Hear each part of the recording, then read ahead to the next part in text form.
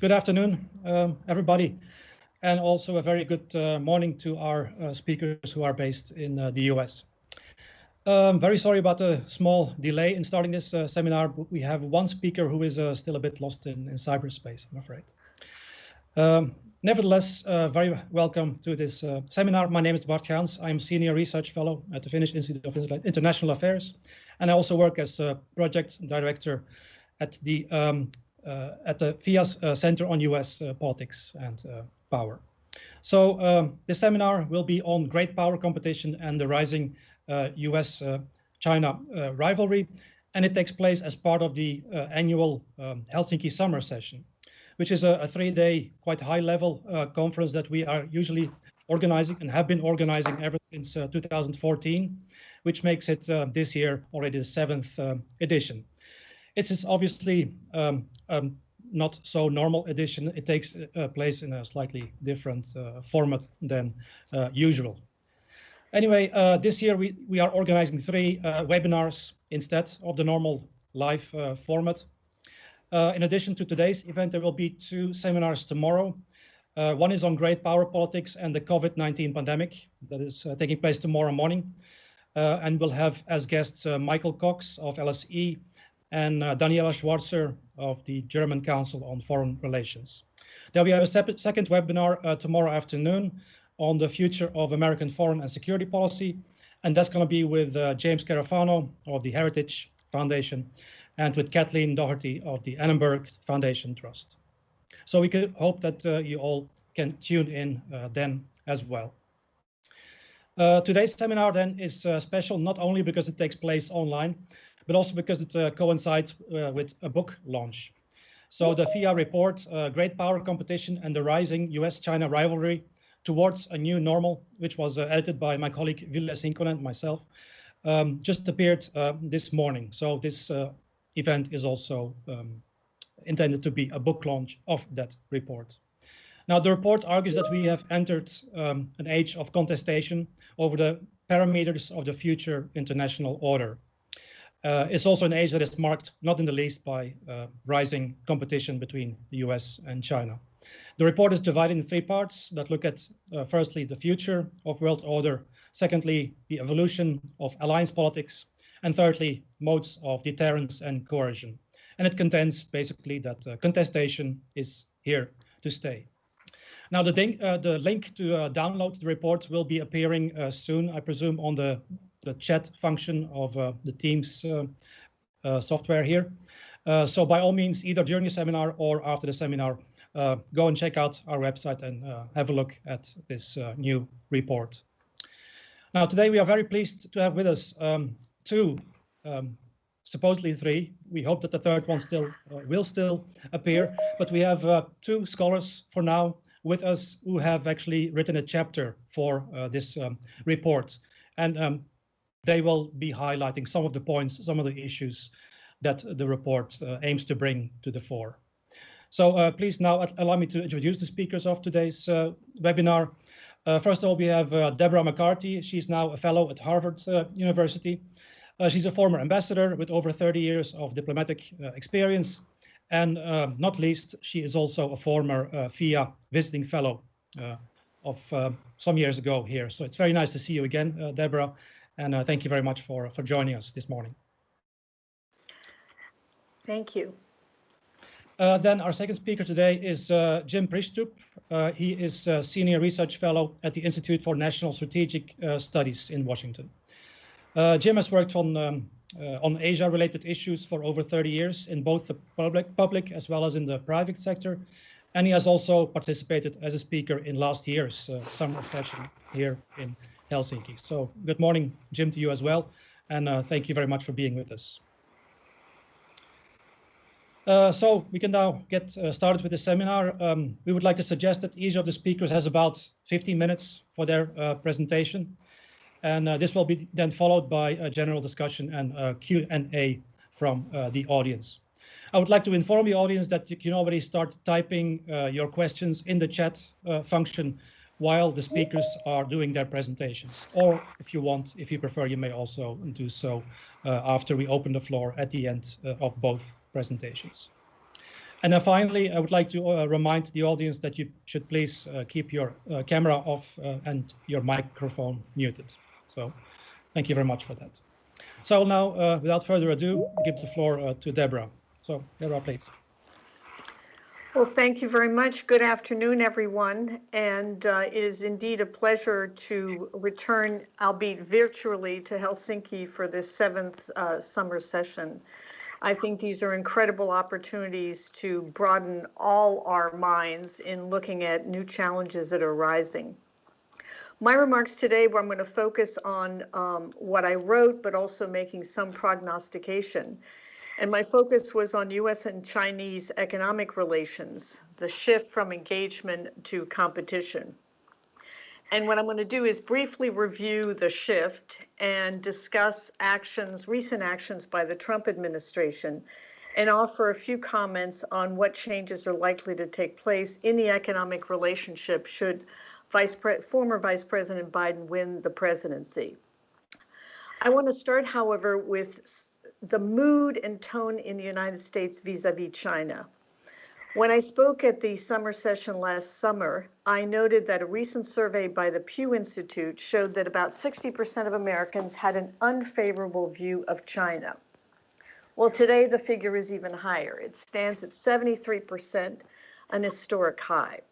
Some of this, of course, is driven by negative views of how China has managed and spawned, in the words of some, the coronavirus. But there's a lot more.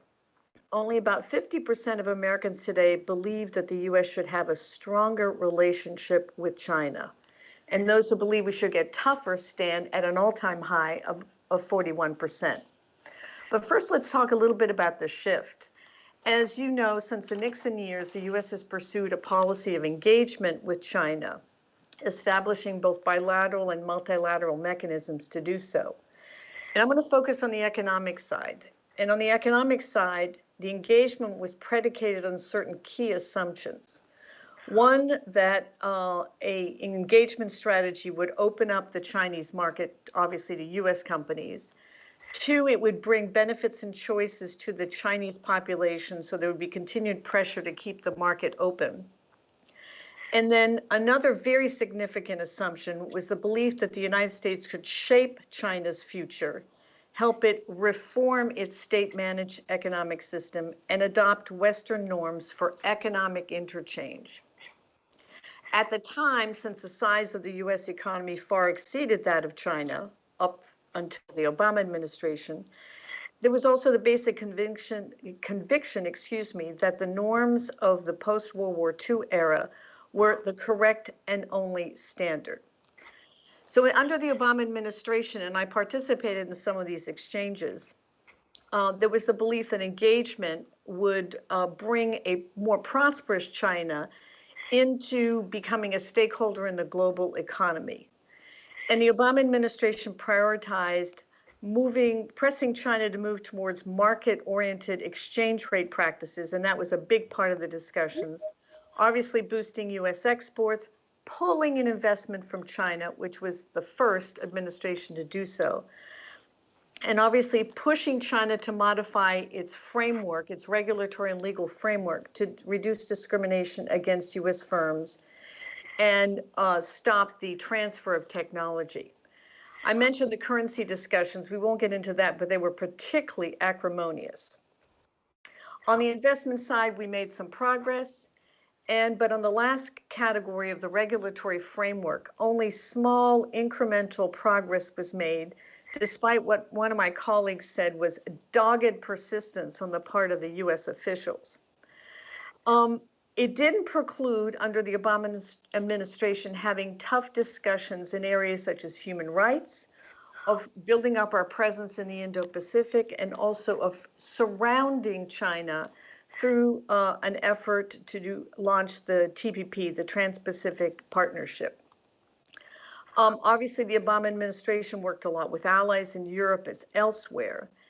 And the effort was also made to start a process to establish new standards, new rules of interchange that would take into account a more modern economic system. So the Trump administration came into office affirming that the engagement strategy failed, as China never committed to the liberal Western order. It therefore shifted to a policy of competition. And it has adopted, as you all well know, certain tools, including tariffs, sanctions, bans, investment barriers, and more, aimed at restricting China.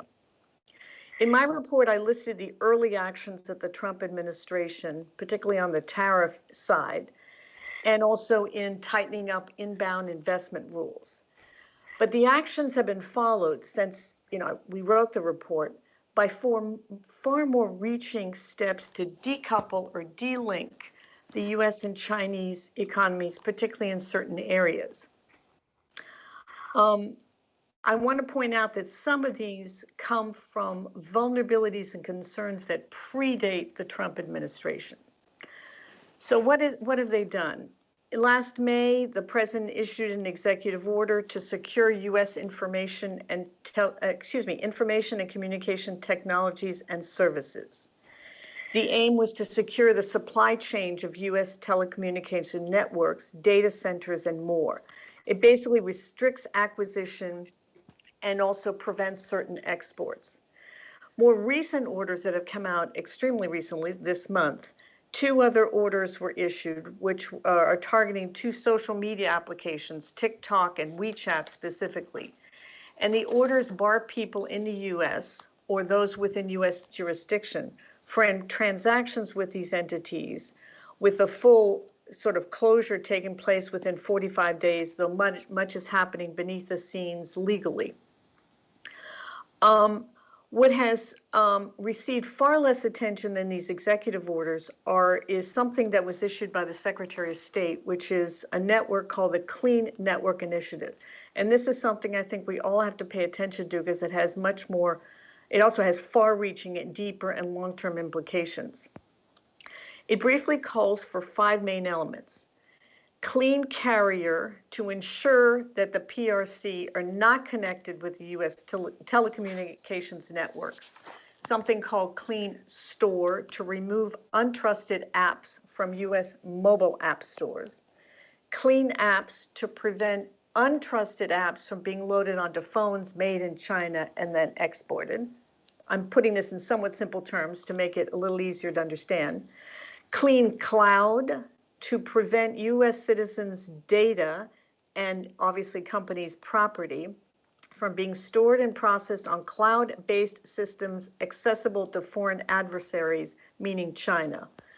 And finally, a last one called Clean Cable to make sure our undersea cables are not subverted, and that's the term used by the PRC. But also we've seen more broadly beyond the economic sphere, we've seen efforts, we've seen the closing of a consulate, we've seen sanctioning and visa restrictions on Chinese officials from everything from human rights abuses to drug trafficking, obviously involvement in the new Hong Kong Security Act, and also restricting the outlets of Chinese press agencies, both their size, the rules that govern them, and their personnel in the United States. So in light of all this, the issue that was consuming a lot of us in this initial confrontation and competition and confrontation policy was the trade agreement and the phase 1 deal that was finally reached in January 2020. As some may recall, basically when they reached the deal, China was to promise to import a significant amount, additional $200 billion of U.S. exports. But also there were some other elements related to transfer of technology. Due in large part to the trade flow disruptions because of COVID, they have not quite reached even the targets for 2020, and that was to be expected. So where does this leave us today, and what can we expect if there is a change of administration in November? Well, first of all, in my view, I see that competition is not a strategy. While there's some integration of other elements of national power and tools of foreign policy in the administration, the current administration's Indo-Pacific initiatives, the economic competition approach to China is not being integrated into a coherent whole of government policy. The current administration seeks to protect U.S. industries, as I mentioned in my paper, rather than develop them. And they haven't, for example, integrated foreign assistance programs into a more whole of government process. And also, as we know, it is a solo act that is not working well, they're not working intensely with allies, except when it comes to some punishing acts. Secondly, beyond what I say is not a strategy, decoupling is taking place. And what I worry about is one key aspect which is wrapped up in these executive orders, and that is data management. We already have across the Atlantic and the transatlantic sphere a robust, sometimes contentious discussion on data privacy and other data regulations on data. But the recent moves are lead more to a fragmentation of the internet. And even those who, within the United States, there are groups that have reacted strongly to these recent executive orders. But we need a broader and deeper discussion on the issue of data sovereignty. A third thing, we've seen that the tone and tenor of statements blaming China for being the source and of not containing the COVID pandemic. This is likely to continue and even intensify as the current administration seeks to deflect attention away from its management of the COVID crisis to other issues. Now it's law and order. So moving to a short discussion of what could happen in a possible Biden administration, I think we need to be very realistic and not expect major changes. First, in this election period, there is no benefit to former Vice President Biden to be soft on China. The mood of the electorate is hostile and is likely to continue to be so for some time. Secondly, there have been several fundamental changes in the last 3 years since Vice President Biden left the White House with President Obama. One, there is now general agreement within the Democratic Party, as well as obviously within many Republicans, that the assumptions behind the long-standing U.S. strategy of engagement with China were flawed, and that the era of great power competition with China has arrived. And that's a point that I think should be underlined several times. Those who worked on the issue before have written much about this, how they have changed their views. A second thing is that the U.S. has lost leverage and leadership in multilateral economic fora, where coalitions of the like-minded can shape the rules of the game. A third element is the federal budget deficit. It has doubled, and the U.S. continues to be a demandeur internationally to finance it. A fourth element is that Chinese hacking and disinformation campaigns are much better known to the U.S. public, and the U.S. Congress is becoming more tech savvy. A fifth element is obviously China's occupation, taking over, whatever term is appropriate, of Hong Kong. And then last but not least, which is something that I also need to underline, which is that the intelligence, law enforcement, and regulatory establishments in the U.S. have an ingrained negative view of China.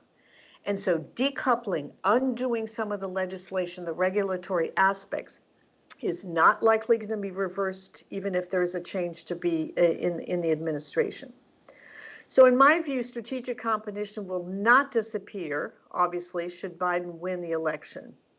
But I would expect that strategic competition would be managed with a more coherent strategic framework that includes more consistent and better communication with China, and a clear understanding between the U.S. and China on areas that they cannot agree on those where there's some possible agreement, including on economic issues, and then those where greater agreement is strategically important for both sides, such as climate change, energy, non-proliferation, health.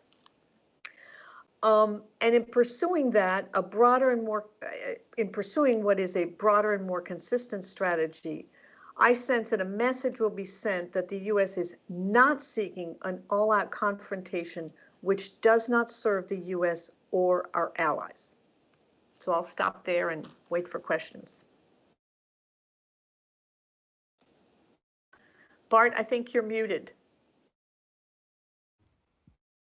Yeah, this technology is not so easy to get used to.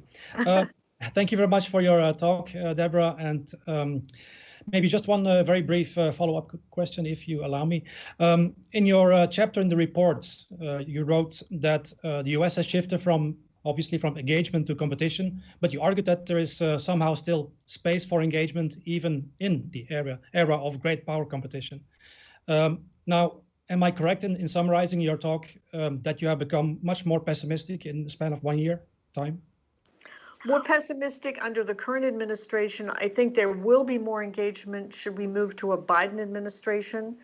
But some of the decoupling, some of what has been revealed in particular, much more on even recent stuff on disinformation campaign, is not going to make it easy for the public in particular. Has an image of China that is far worse than they had before. And the Pew survey that I mentioned just came out in July. I hadn't really read all the details, and I was particularly struck by that. But also, and I underline this, besides some structural changes that are taking place, once you have ingrained, and I repeat, in your intelligence, in your regulatory, in your bureaucracy, a view that China, its state-owned enterprises, other companies, are, by virtue of being in a system where the government can ask for information control, the issue of data, what data they have access to about the ordinary citizen is an issue that's come out to the fore much more that I hadn't anticipated or seen when we wrote the report. Okay. Thank you very much. Okay, in the interest of time, I think we should move on to the next speaker. But before that, I would like to very much welcome Lisa in the room. We're very happy that you made it. I will briefly introduce Lisa Lotte Odgaard. She is currently a visiting senior fellow at the Hudson Institute, and she's a well-known expert and analyst on Chinese as well as Asia-Pacific security-related issues. And she has also been a guest at FIIA already on multiple occasions. So very happy that you managed to make it, and welcome. But let's now move on to Jim, who will be discussing similar issues, but then more in the light of US's alliance politics. Jim, the floor is yours. Great. Well, before I begin, something I almost forgot last year, which is a disclaimer. That my views, my presentation are my views alone and do not represent the views or policies of the National Defense University, the Department of Defense, the Department of State, or the US government as a whole. So I think with that, I've basically covered my bases. So in my presentation last summer, I spoke about the US alliance structure in the Indo-Pacific region as the foundation of U.S. strategy toward that region. And looking back over the past year or so, I would say the judgments of that paper that alliance ties are strengthening remain valid today.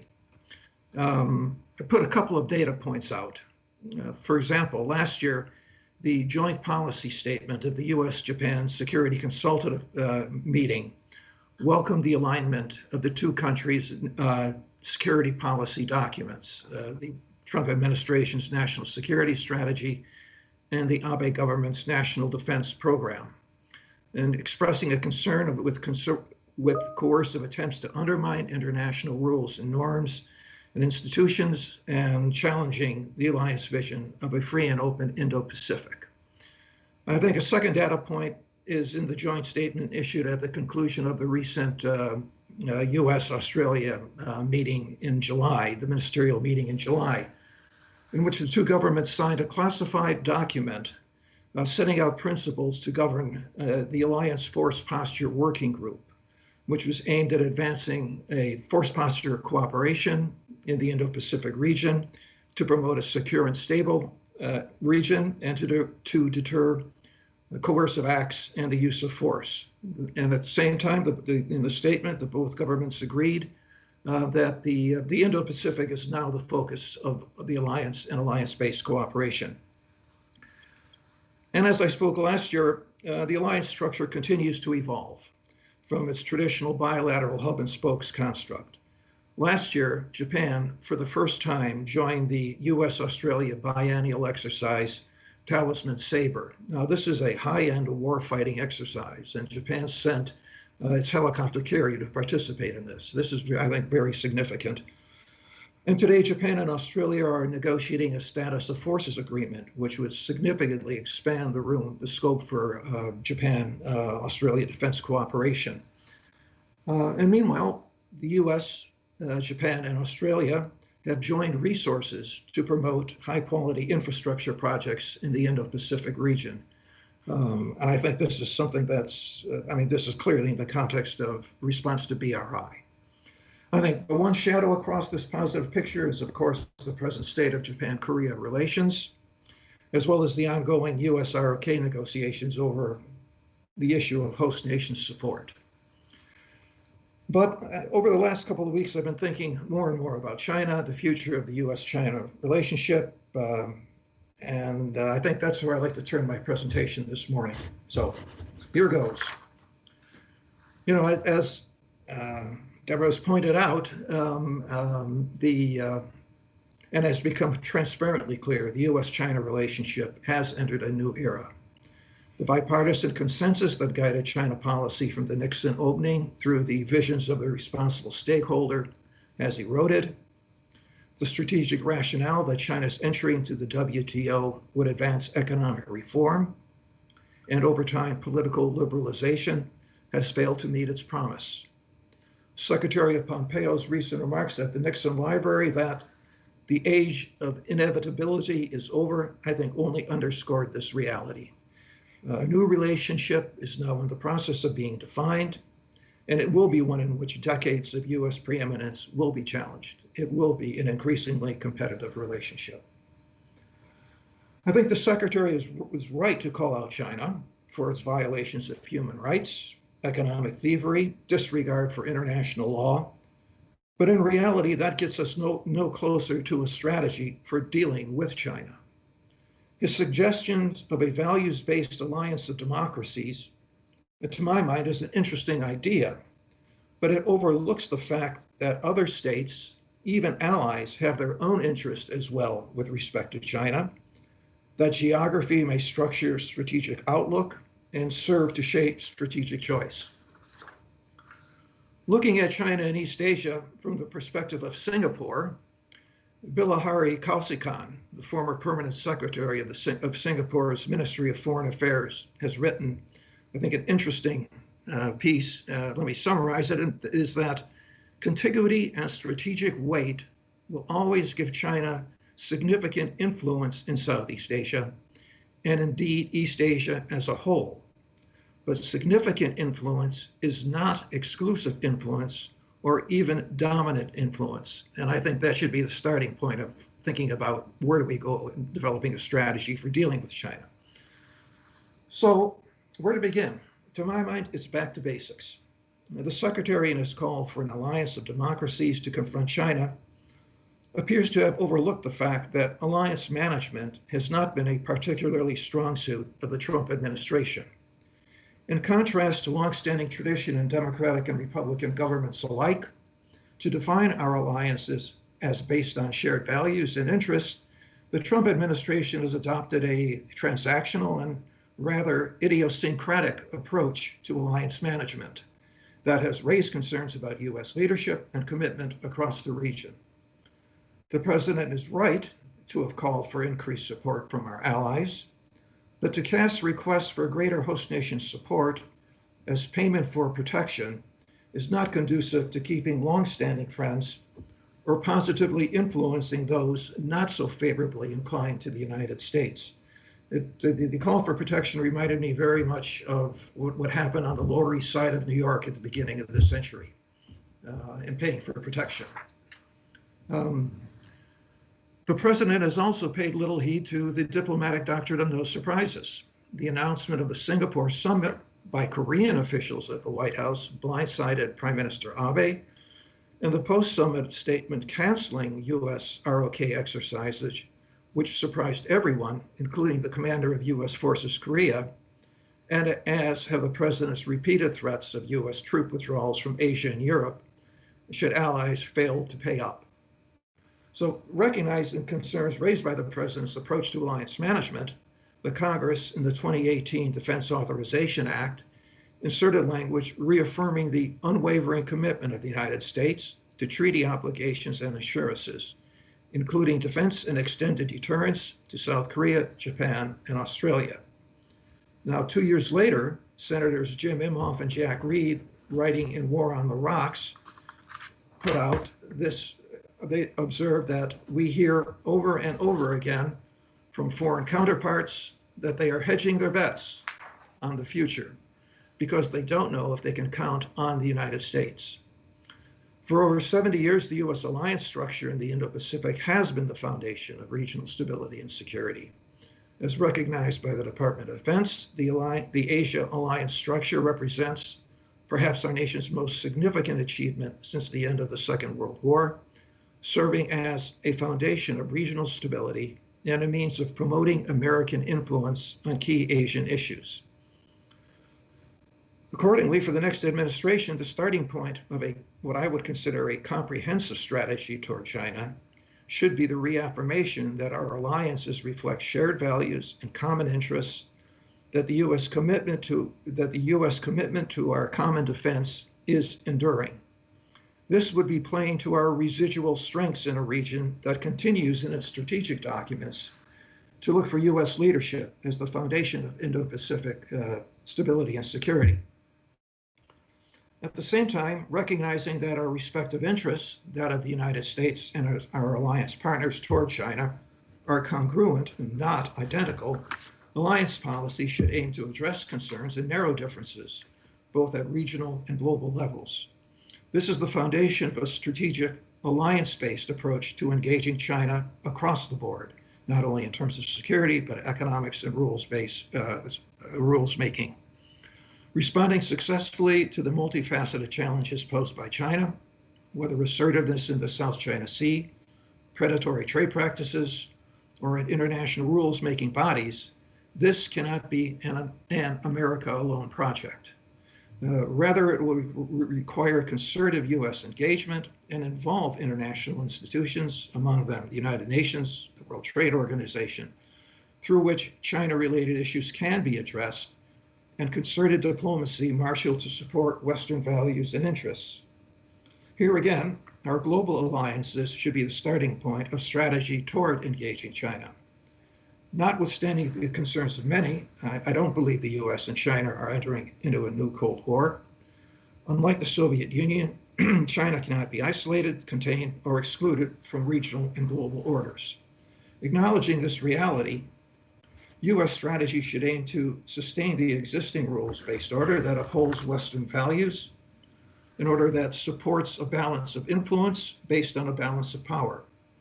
This alliance-based construct over time, I think, can tilt the playing field favorably toward the United States, its allies, and strategic partners in the Indo-Pacific region and beyond. The challenge for the next administration will be not to contain, but to engage China, but from a position of alliance-based strength. And so I'll stop here. Thank you very much for your presentation and for underlying the importance of the alliance structure. I remember asking you a question last year at the summer session about the Quad, the quadrilateral security consultations on the Indo-Pacific between Japan and Australia and India and the US, which can also be seen, it's of course not an alliance, but it can be seen as part of this network of partnerships. Now, especially in the light of the recent territorial dispute between China and India, would you agree that now that India may be nudging a bit more towards the US, that there is now more chances of reviving the so-called Quad?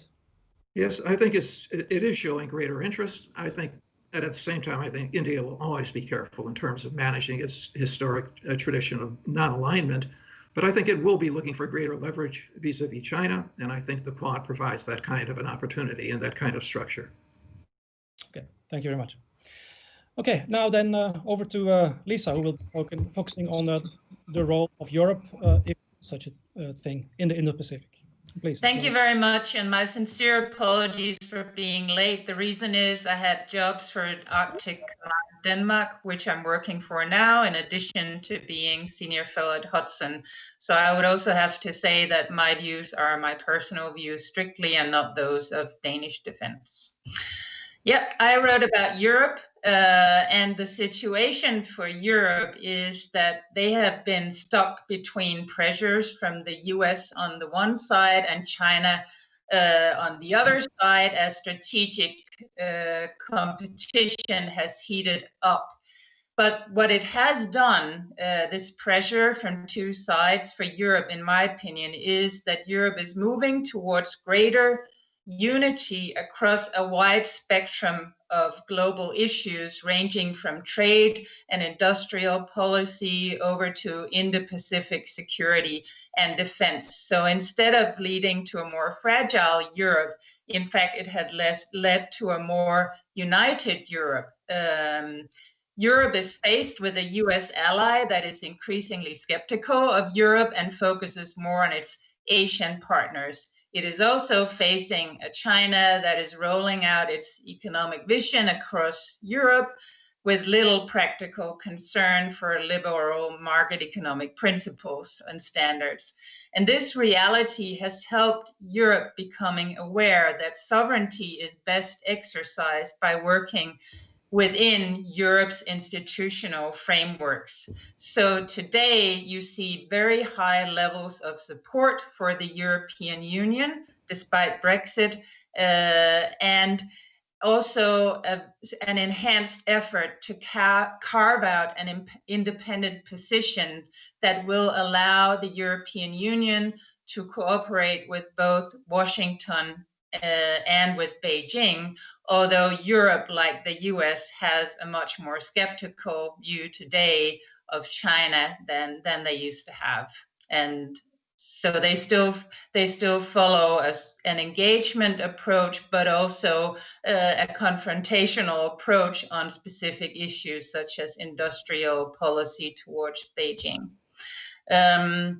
European policies, the sort of traditional approach would be that they're founded in values, and therefore Europe is very strong on human rights and these kind of things. But increasingly, European policies will be based on interests rather than values, also reflecting that as more members become more active in the European Union, there are different values, but they can be managed by focusing more on interests. And this will actually also help clarify in which areas Europe and the US can cooperate, because until now Europe have sort of been close to the US and they haven't really defined very clearly what is in our interest vis-a-vis the US and what isn't. But that process is now underway. And I think that will help transatlantic relations in the sense that the two will be better in better position to coordinate where they have a common interest and where they disagree. Instead of pretending that they agree and they really don't, then you can increasingly leave those areas out. And I think that's a very healthy process, actually. And putting European interests first also facilitates a diversification of Europe's partners, which is underway, because as was mentioned by previous speakers, Europe is not so so wedded with the United States as it was in the past. That doesn't mean that it looks to cooperate so much with opponents to the US, such as China, but it's looking for independent cooperation with states such as Japan, South Korea, India, Southeast Asian states that are also worried about how much can they trust the US alliance commitments. So this enhanced cooperation between Europe and other partners can actually work to the benefit of a reshuffling of or a reorganization of the US alliance system, provided the US accepts that it has to deal with more independent allies and partners, which will take care of common interests, but also of interests that are strictly their own national or regional interests.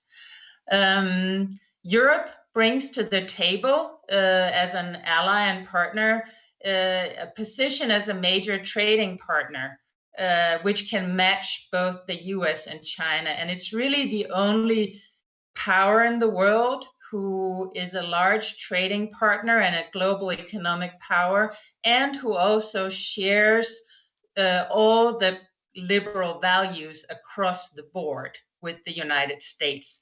And therefore, Europe continues to prefer transatlantic cooperation over other partnerships. The US continues to be the preferred partner, but there is also this recognition that irrespective of which administration will be in power in the United States, their interests are not always the same. Just for pure structural reasons, for the US, China is a main opponent to its position of power, but for Europe, they're not in the same position. So China doesn't directly challenge Europe in the same way that is the case with the United States.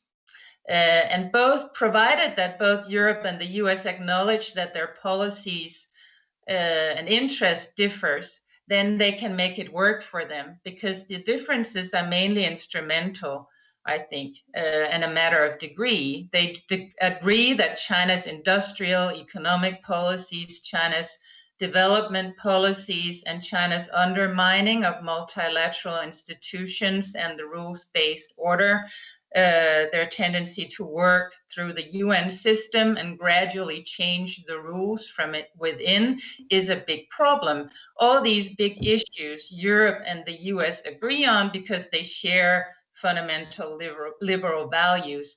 It's more instrumental differences, you know, should you use hard power? Should you work through the multilateral institutions or not? These kind of things create ripples, and I think will continue to create disagreements between Europe and the US. But if you shift the focus from the objectives away from the instrumental differences, it can work to their advantage, and they can act in ways that are complementary. So sometimes it is good that the US can apply more hard power, have a more provocative, confrontational approach, and then Europe can take the more soft and more diplomatic approach. So I don't think that it means that transatlantic relations cannot be reshaped into a healthy relationship, that we have seen these problems in the past couple of years. I think that it can, you know, if the alliance relationship is worked, it can work to everyone's advantage, actually.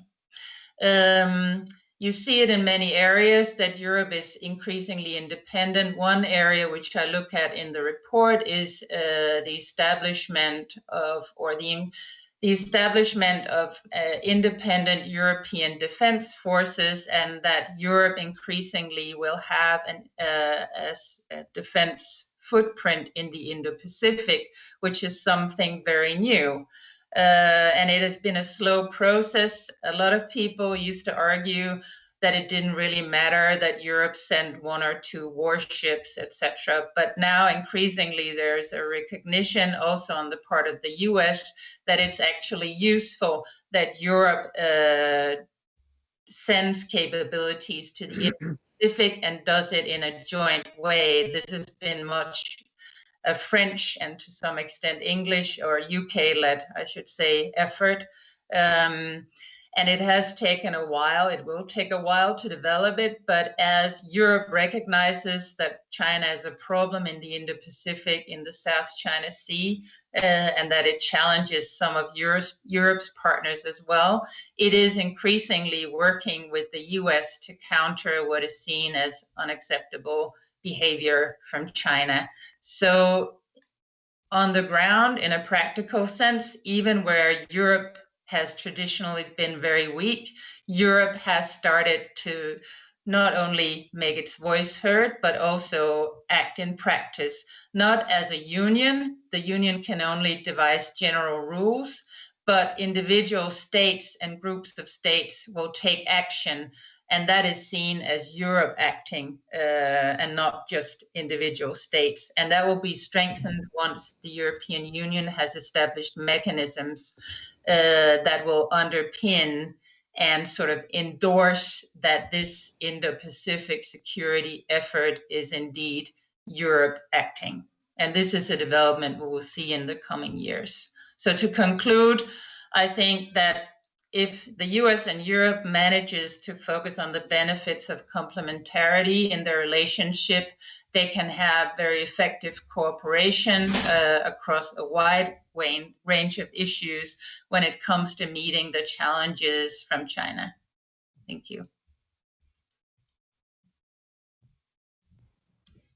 Thank you so much. If I can sum up, the US will remain for Europe the preferred partner, but Europe will the longer the more take an issue-based and an interest-based approach to cooperation with partners in the Indo-Pacific. Maybe also for you, one quick follow-up question. In the report wrote that the EU has become much more active in the Indo-Pacific than ever at any time in the past. And that was not in the least due to the leading role of France. But could you maybe elaborate a bit on how France tries to do this balancing act, tries to feed into the EU level, how it tries to cooperate with countries like the US and India, while at the same time not trying to present itself as being part of this bloc that is directed against China? Yeah, I was deployed with the French Charles de Gaulle and the whole carrier group that was sent to the Indian Ocean to all the way to Singapore last year. And from that trip, it was very clear that US-French cooperation is excellent on the ground. So while there may at strategic level you hear a lot of disagreements, arguments. In fact, it works very well on the ground, and the United States recognizes that they need an independent French leadership in Europe on these on the footprint in the Indo-Pacific. And what they did was, the things the U.S. agreed and wanted to be part of took place on the deployment out to Singapore, and the things that the U.S. was not so keen on took place on the way home. So, that's just an example to say that there are ways of working around that France has its own interest, of course, in selling weapons and other things that it wants to pursue on a deployment like that. And, that can be managed. Just as you don't share all information, that can be managed too. And it's just to say that in practice, the US, to my mind, has already accepted that that's the way we're heading, and we have to make this work also at strategic level by better coordination. France is, of course, when it sails through the South China Sea doing freedom of navigation operation, it does not sail very close to Chinese reefs, because that will violate potentially international law the way Europe sees it. So it's a bad idea in their view, because the territorial claims are not settled, and to sail too close to Chinese reefs, whereas the US does that, and they do non-innocent passage very close to Chinese reefs. France does not go there, but that's accepted as a minor problem. The main thing is that they carry out freedom of navigation operations, and together with the European partners, and they show the Chinese that they do not approve of their historical claim to the South China Sea. Okay, thank you. All right, I would like to open up the floor now for questions from the audience. So if you feel like it, you could type a question in the chat function of the team software. There is already one question that we can already start addressing. So if there will be a Joe Biden administration, how likely is it that there would be more communication, more coordination with European allies on Chinese trade and investment policy? That is a question. Who would like to start?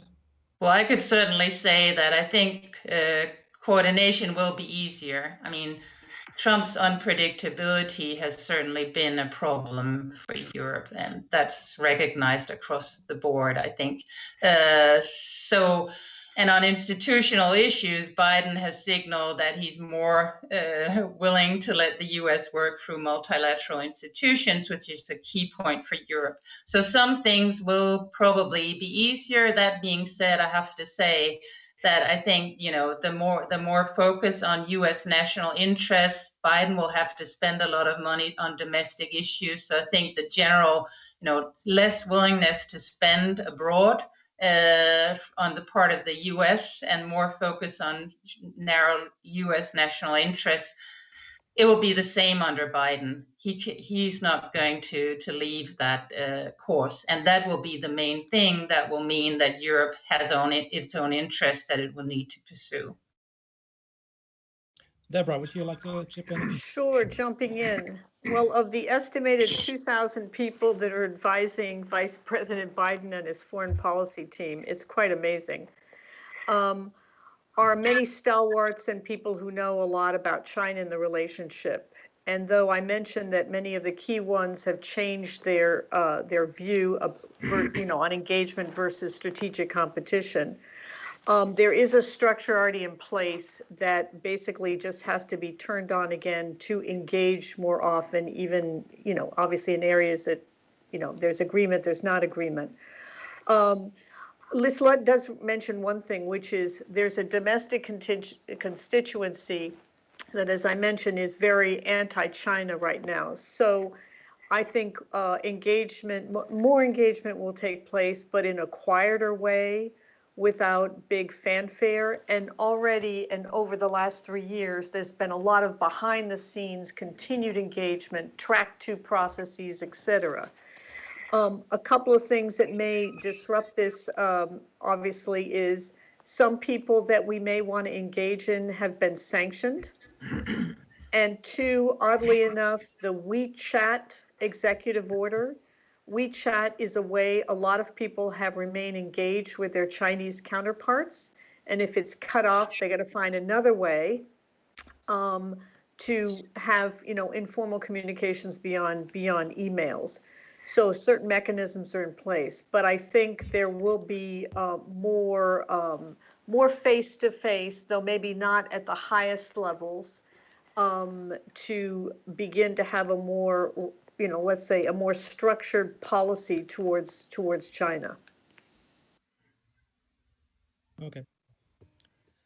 Jim, what is your opinion? The focus has very much been so far on, well, what if there's going to be a Biden administration, but maybe also take into account the other alternative that there's going to be a second term for Donald Trump. In my position, I think it's best to stay away from political predictions. But I think that if there is, in fact, a Biden administration, I think you'll see a return to a traditional approach to alliance management. Diplomacy will be featured. I think the focus on interests and values will be given a high priority. I think that alliance-based cooperation, I think, will become the foundation of a really comprehensive and strategic approach to dealing with China. One point, looking back over the last 4 or 5 years, and this deals with the trade issues related in terms of U.S. globally, and that is to remember that TPP went down because of domestic political opposition in both parties, and that I think looking ahead, a President Biden is going to have to deal with that component of the Democratic Party that is going to be very much focused on issues related to decoupling, bringing back manufacturing here, and that I think is something to keep an eye on going forward. Deborah, would you have any predictions as for a possible second Donald Trump term and what implications that would be? Would there be a status quo, or would the situation deteriorate further? I know this is speculation, but if you have any. Well, I think one thing to pick up on what Jim just said, which is on the trade side, obviously phase 1 was phase 1 is probably, in hindsight, one of the few positive elements. in terms of an agreement with China. So they'll move to a phase 2 and intensified discussions there. I note that in terms of company and business engagement, the latest survey of the U.S.-China Business Council does not show U.S. companies leaving China. They're pausing on investment because of, uncertainty. They're still making plenty of money. They're very active. And so when I mentioned decoupling, I'm talking, on technological side, manufacturing and others or something else. I would expect that this, clean initiative will deepen. They will seek, and they already have started, obviously, in our current alliance structure, be it with Europe, be it in the Indo-Pacific, to try to get more people on board to sign on to the 5 elements of the clean networking system, so to speak. And China will continue to be the punching bag for the Trump administration on all sorts of issues, as it still does not have a plan to focus on basically reviving our own economy or transforming it. And with our large budget deficit, there is no money to do that, launching an infrastructure investment fund, et cetera, which would be great. I think Trump would get a lot of support for that. But in the absence of that, because there is no money, China will continue to be the punching bag for a lot of things. Thank you. Okay, there's a second question here. How would you see the role of China's Belt and Road Initiative program in the after COVID-19 world? Lisa, would you have a answer on that question? I don't think the Chinese Belt and Road vision is now so widespread in practice that it will continue to play a large role, even if China has taken some hit from its handling of the virus issue. Indeed, it is, transferring technology for surveillance of states to many countries. It is supporting authoritarian regimes through the UN system. And it's already a global economic power, which is plugged in all the world regions, even in the Arctic. That I don't think we can roll back. What we can do is to try and push China into behaving more in accordance with the agreements it has signed up to, and it will be very helpful if the U.S. would, become more engaged again in multilateral institutions to help that effort, because a lot of what China does is to try to create the whole framework, the law of the sea interpretations, etc. And that is really what is the dangerous thing, interpreting, changing what is right and wrong conduct is what China is doing. And I see that as the biggest long-term threat. And I think we can push back at that by, making greater efforts to work with allies and partners to make the argument and show that that is a danger for everyone. And that should be pushed back. Of course, there is also the efforts to counter China's industrial policies, its excessive state support for industries where it wants to be a market leader and all this. But better coordination with allies, which would hugely help in, pushing back and making China more compliant with international rules, I think. If I can jump in here on this issue, under the Trump administration, there has been consistent efforts every year to cut the budget for foreign assistance. Thanks to our Congress, they keep adding the money back in. But it's still on a static trend. And most of our foreign assistance writ large goes to like 4 countries that have other interests with us, such as Egypt, Israel, etc., when you throw in all assistance. Other than an effort to establish sort of a mini infrastructure financial arm that has just gotten off the road, the Trump administration has done little other than rhetoric to counter the Belt and Road Initiative.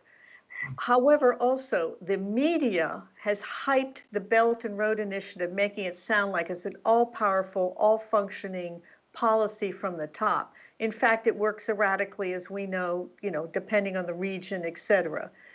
But that is an area where, and to follow up on what Lisa mentioned, which is, it is an area for deeper engagement with Europe, with major donors, on more effective development strategies for the 21st century, 22nd century, et cetera. And that is an area that is ripe, that irrespective of administrations, definitely needs more work put into. Yeah, I just want to second the point about to push back in terms of cooperation, in terms of international rules making bodies. I think this is absolutely fundamental in terms of addressing a lot of the issues that the Chinese are advancing in terms of the way trying to shape the international order in their favor. And I think this is an area where I think cooperation among allies, among democracies, I think is absolutely critical. And I would expect to see much greater engagement in this context diplomatically in terms of the Biden administration. I guess the other thing is that, there's also been pushback against BRI. And you look at cooperation that's been advanced among the United States, Japan, and Australia in terms of coming together to look at how do you promote funding of high quality infrastructure projects across the region. And I think this is something that is overlooked, but I think this is an important reaction, a pushback against BRI in the Indo-Pacific region. They're starting to think about how do you make this happen. They're putting money behind it, and I think that's critical.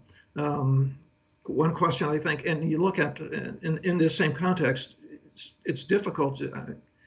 Should always keep in mind the role that Japan has played in terms of supporting infrastructure out of its own budget in terms of infrastructure projects across the Indo-Pacific region, Southeast Asia. I think that's something that is often overlooked, but it is a key component if we're thinking about fashioning a free and open Indo-Pacific, the role that the Abe government has played over the past 5 or 6 years in this direction. Lisa, what do you think about Europe's own connectivity plan in aiming to cooperate with countries like India, Japan, and so on? I think it's like, in the US, it's a good plan, but more needs to be done. And that's the process. It's not so easy for us to act as quickly as China sometimes, because we're democratic societies, and that takes time to convince people. Why should we spend money as Europeans in the Indo-Pacific? So that's an issue. But I think Europe is, working with the US, but also on its own with partners in the Indo-Pacific. For example, in Southeast Asia, Europe has a strong tradition of cooperating with them, and this plan to create infrastructure and other things, I think, will play out well as a complementary to the US plans. Because for some countries, Europe may be, a better, more acceptable partner. So again, better coordination of these initiatives in transatlantic relations, I think, would immensely help in pushing back at China on the ground and coming with viable alternatives. Okay. Would any of the other two speakers still have something to add? If not, then I think we can now close the seminar. It's about the time, scheduled closing time. I would like to thank everybody. I would like to also urge you for sure to download the report and have a closer look at it for other chapters on related issues. Thank you very much for joining us today, all the speakers, both from Washington and Lisa in Europe. And last but not least, I would like to thank the whole audience for joining us today, and see you on the next virtual occasion. Thank you very much, and goodbye. Thank you. Thank you. Bye-bye. Bye.